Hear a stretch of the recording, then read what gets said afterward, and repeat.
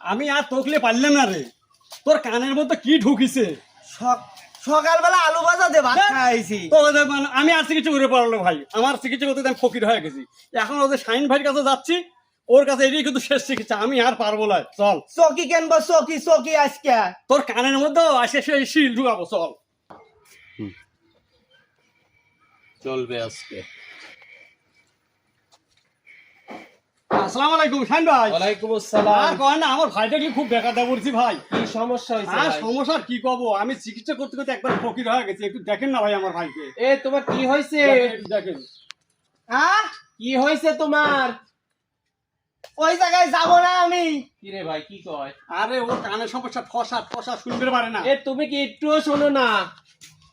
মেলা জায়গায় নিয়ে গেছে, মেলা জায়গায় কিছুই হয় না।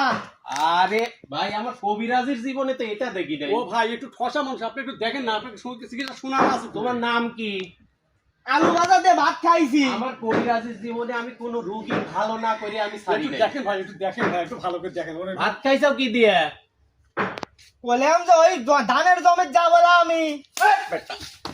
ভাই ভাই ভাই ভাই, আমি ভাই আমার বাজাইছেন ভাই ভাই। এবার তুই কানে শুধু আমি